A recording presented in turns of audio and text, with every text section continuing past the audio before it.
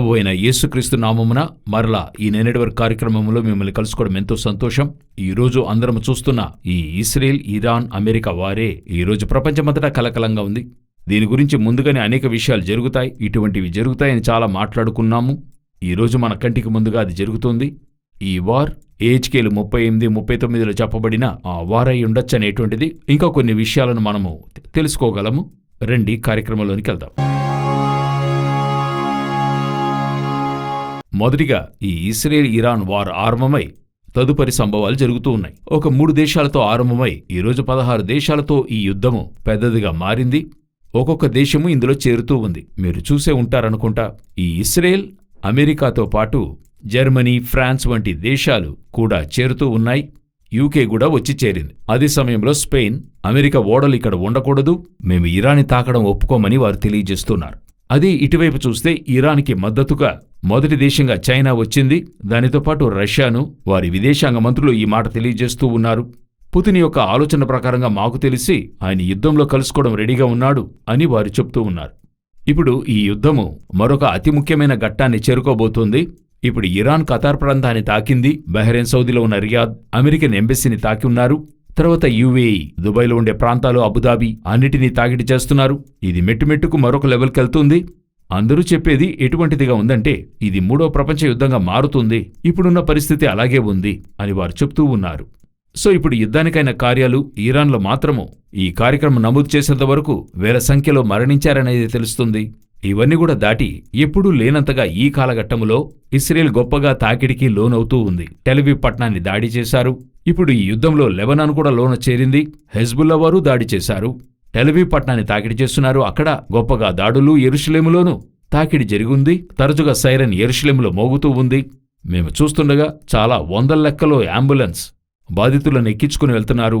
ఇవన్నీ కూడా కూడి చేరే ఏహెచ్కేలు 38, 39లో ఉన్న ఆ యుద్ధానికైనా ఒక మొదటి ఘట్టానికి చేరుకున్నది బాగా తెలుస్తూ ఉంది. మేము ఈ కార్యక్రమం నమోదు చేయడానికి ఒక 5-10 నిమిషాలకు ముందు జరిగిన సంభవం, ఒకవేళ మీకు చేరడానికి 2 రోజులు కావచ్చు.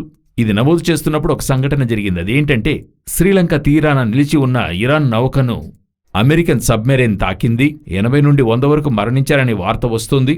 ఇప్పుడు ఈ యుద్ధ విస్తరణ చూడండి. యుద్ధం కొంచెం కొంచెంగా పెద్దదవుతూ ఉంది.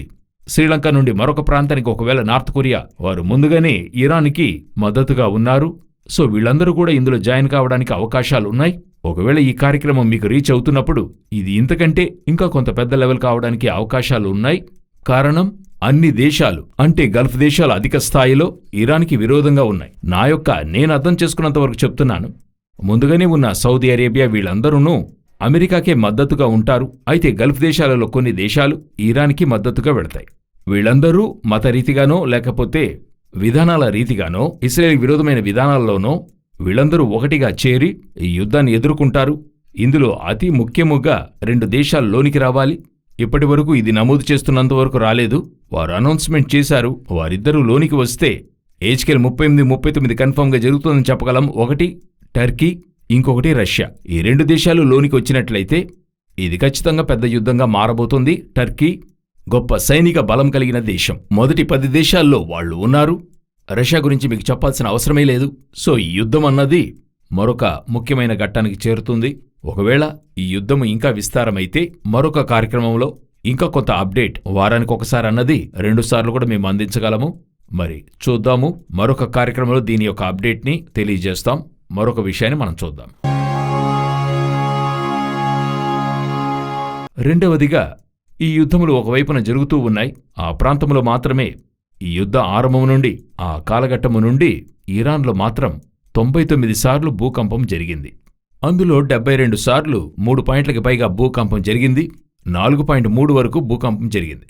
ఈ భూకంపాలు ఇన్ని ఈ వారములోగా ఎందుకు ఇంత జరిగింది అనేది చూస్తే అది అతి ముఖ్యంగా ఎక్కడ జరిగిందంటే ఇరాన్ యొక్క న్యూక్లియర్ సైట్ అని చెప్పబడుతున్నా వాళ్ళు చెప్తున్నారు, కానీ ఇరాన్లో న్యూక్లియర్ ఉందని కన్ఫర్మ్ చేయలేదు. ఆ ఏరియాలో జరిగిందని చెప్తూ ఉన్నారు. ఇదే కాలఘట్టములో అమెరికాలో ఏరియా 52 అని చెప్తారు. అది ఒక ప్రత్యేకమైన స్థలంగా ఉంటుంది. ఆ ప్రాంతంలో 2.5 వరకును చాలా పెద్ద భూకంపాలు జరిగాయి. అది కూడా ఇప్పుడు ఒకదాని తర్వాత ఒకటి జరుగుతూ ఉంది. ఇది ఇప్పుడు సంభవించడానికి ఏంటి కారణం? ఇప్పుడు అందరూ ఏమి ఎదురు చూస్తున్నారంటే ఒకవేళ న్యూక్లియర్ టెస్ట్ చేయని ఆరంభించారేమో న్యూక్లియర్ వార్కైన ప్రాంతం, ఎందుకంటే టెస్ట్ చేస్తున్నప్పుడే భయంకరంగా అదురుతుంది. ఎందుకు ఇరాన్లో 99 సార్లు ఆ ప్రాంతంలో ప్రకంపనలు, ఇటువైపు అమెరికాలో న్యూక్లియర్ సైట్ ఉన్న ప్రాంతంలో ఎందుకింత ప్రకంపన కలిగింది? అదిను అమెరికాలో అలా రాదు, ఆ సైట్లో అలా రాదు, వచ్చింది అన్నట్టయితే ఒక ప్రక్క భూప్రకంపనలు అని మనం చూసినా గాని, మరోవైపు నిపుణులందరూ ఇది పరిశోధించేవారు ఏమంటున్నారంటే, ఒకవేళ వీళ్ళు న్యూక్లియర్ టెస్ట్కైన కార్యాలు చేయనారంభించారేమో, న్యూక్లియర్ని ఆ వెపన్స్ని వారు లాంచ్ చేయడానికి రెడీ అవుతున్నారేమో అనే మాటలు వినబడుతున్నాయి. సో అటు తర్వాత భూకంపాలు ఇవి ఒక సూచనలే, చివరి కాలపు యుద్ధానికి అది సూచనయే. దానితో పాటు న్యూక్లియర్ థ్రెట్ దీనితో కలిసి ఆరంభమవుతుంది.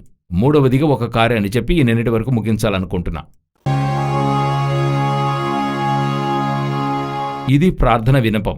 అదేమని అడిగితే, యుద్ధాలు ఒకవైపు జరుగుతున్నాయి, ఈ యుద్ధములో ప్రభుత్వాలు లేకపోతే ఈ పెద్దగా నాయకత్వంలో ఉన్నవారి యొక్క తీర్మానాల ప్రకారం వాటిని జరిగిస్తున్నారు. కానీ అధికంగా బాధించబడేవారు ఎవరంటే సామాన్య ప్రజలే బాధించబడుతున్నారు.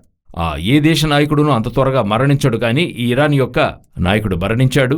కానీ అత్యధికంగా చూస్తే వీళ్ళందరూ సేఫ్గానే ఉంటారు. సామాన్య ప్రజలే అధికంగా అన్ని యుద్ధాల్లోనూ బాధించబడతారు. సో అధికంగా ఇందులోనూ సామాన్య ప్రజలు బాధించబడుతున్నారు. అదొక ప్రార్థన విన్నపం. అది కూడా దాటి ప్రత్యేకించి మనవారు అంటే మన ప్రజలు, మనవాళ్లు చాలామంది ఈ సైట్లో అంటే అబుదాబీలో, బహ్రెయిన్లో, సౌదీలో చాలామంది ఉన్నారు, వర్క్ చేస్తూ ఉన్నారు. దానితో పాటు వాళ్ళక్కడ తిరిగొచ్చే పరిస్థితిగా లేవు, ఫ్లైట్స్ లేవు, రావాలనుకున్నా రాలేకపోతున్నారు. చాలామంది వారి పిల్లలు, కుటుంబాలతో అక్కడ ఉన్నారు. నేను ఒకరితో మాట్లాడుతున్నప్పుడు బాధగా ఉండింది. వారు చెప్పారు, నేను నా కుటుంబాన్ని పంపించగలను, అయితే నేను అక్కడి నుండి రాలేను. ఎందుకంటే నా పని నిమిత్తం, నా బాండు ప్రకారంగా నేను ఇక్కడే ఉండి తీరాలి, నన్ను విడిచిపెట్టరు. ఎంతటి విషయం నాతో చెప్తున్నప్పుడు వారు సాధారణంగా చెప్పారు, కానీ విన్నప్పుడు మనసు కష్టంగా ఉండింది. సో ఇటువంటి రీతిలో అక్కడ ప్రజలు ఉన్నారు. వీరికే నష్టము కలగకూడదు.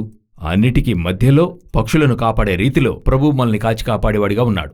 అది ఏమైనా కానివ్వండి, ఐగుప్తంతటా మరణమైనా గాని ఇశ్రాయేలును కాపాడువాడు నిశ్చయంగా కాపాడేవాడు. అదే దేవుడు మనకి దేవుడై ఉన్నాడు. మనం ఇటువంటి ప్రాంతాల్లో ఉండే ఈ యుద్ధ ప్రాంతాలు, అక్కడున్న సామాన్య ప్రజలందరి కొరకు ప్రార్థించండి. ఈ ఇశ్రాయేలీలు, ఇరాన్ ప్రజలు, అమెరికా ప్రజలు అనేటువంటిది కాదు, అందరికీ ప్రాణముంది. సో వారి కొరకు ప్రార్థించండి. ఖచ్చితంగా మన ప్రజలు అక్కడ ఉన్నారు. వారి కొరకును అధికంగా వారిని గూర్చే ప్రార్థనలో జ్ఞాపకం చేసుకోండి. ఈ యుద్ధానికి మధ్యలో వారు సొంత ఊరికి రావడానికి ఏ అవకాశాలున్నాయో వారు రాగలగాలి, ప్రాణము కాపాడబడాలి. మీ ప్రార్థన రిక్వెస్ట్లో ఇది ప్రధానంగా ఉంచుకోండి. ప్రభు చిత్తమైతే, రాకడ ఆలస్యమైతే మరొక కార్యక్రమంలో మిమ్మల్ని కలుసుకుంటాం. God bless you.